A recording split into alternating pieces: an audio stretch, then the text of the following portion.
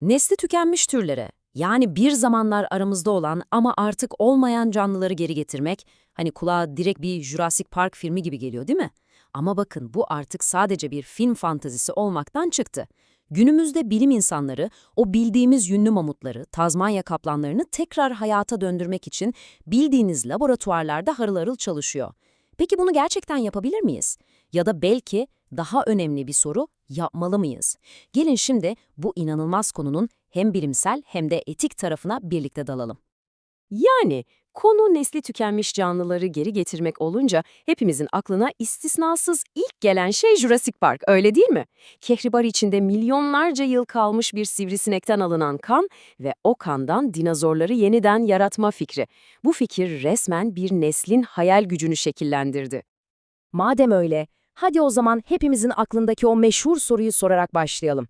Milyonlarca yıl önce bu gezegende yürümüş dinozorları gerçekten de bir filmdeki gibi yeniden aramıza döndürme şansımız var mı? Bu sorunun cevabı ne yazık ki kocaman bir hayır. Yani üzgünüm ama hayır. En büyük engel işin temelindeki molekülün ta kendisi, DNA. Şöyle düşünün, DNA zamanla bozulan çok hassas bir yapı.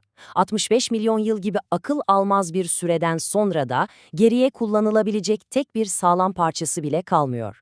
Kısacası o meşhur Jurassic Park rüyası en azından şimdilik bilimsel olarak bir rüya olarak kalmaya devam edecek gibi görünüyor. Tamam, dinozorları şimdilik bir kenara bıraktık. Peki, bilim dünyasında gerçekten neler oluyor?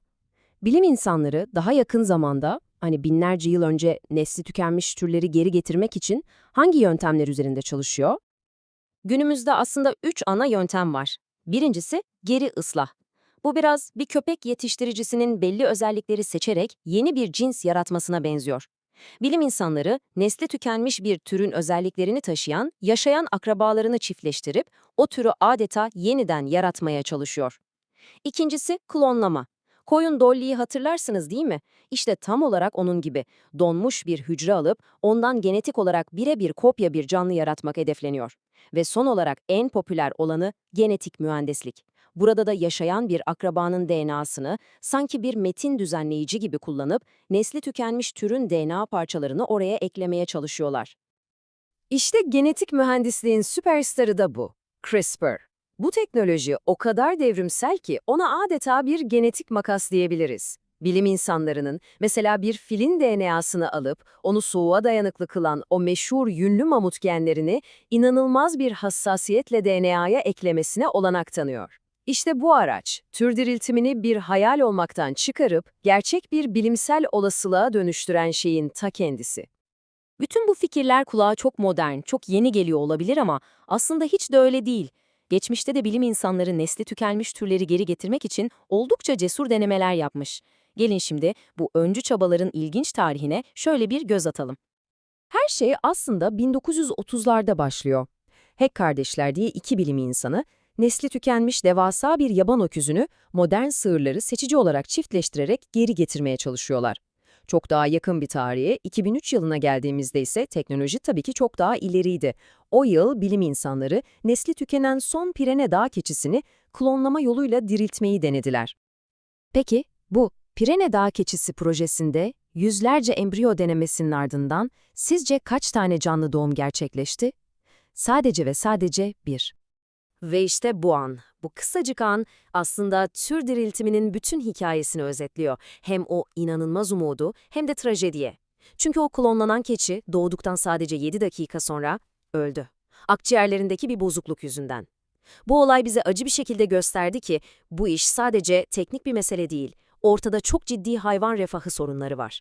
Düşünsenize, bir türün neslini 2 kere tüketmek. Projeden geriye kalan miras işte bu hüzünlü cümle oldu.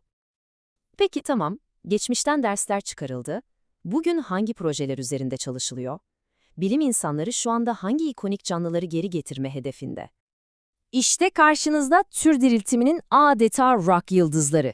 Başrolde tabii ki ünlü mamut var. Buradaki amaç sadece mamutu geri getirmek de değil, aynı zamanda onun sayesinde Arktik tundrayı restore edip iklim değişikliğiyle mücadele etmek. Onu Avustralyalıların ulusal bir ikon olarak geri getirmeyi çok istediği Tazmanya kaplanı ve insan eliyle acımasızca yok edilen dodo kuşuyla yolcu güvercini gibi türler takip ediyor. Şimdiye kadar hep nasıl yapabiliriz sorusuna odaklandık. Ama şimdi çok daha karmaşık, çok daha çetrefilli bir alana giriyoruz. Peki yapmalı mıyız sorusunun sorulduğu etik tartışmalara. İşte bütün bu tartışmanın tam kalbinde yatan soru da bu. Bir şeyi sırf bilimsel olarak yapma gücümüz var diye onu yapmamız gerektiği anlamına mı gelir? Bu bilimsel güç bize doğanın binlerce yıllık döngüsüne bu kadar derinden müdahale etme hakkını veriyor mu gerçekten? Bu tablo aslında tartışmanın iki zıt kutbunu çok güzel özetliyor. Savunanlar diyor ki bu bizim ahlaki sorumluluğumuz. İnsan olarak biz yok ettik, biz geri getirmeliyiz. Böylece bozduğumuz ekosistemleri onarabilir, bilimi ileri taşıyabiliriz. Karşı çıkanlarsa çok haklı endişelerle cevap veriyor. Bir saniye, halihazırda gözümüzün önünde nesli tükenen türler varken bu devasa paraları ve kaynakları neden buraya harcayalım? Ya bu yarattığımız yeni türler kontrolümüzden çıkıp istilacı bir türe dönüşürse? Ve belki de en önemlisi onları geri getirsek bile yaşayacakları bir evleri, bir habitatları kaldı mı ki?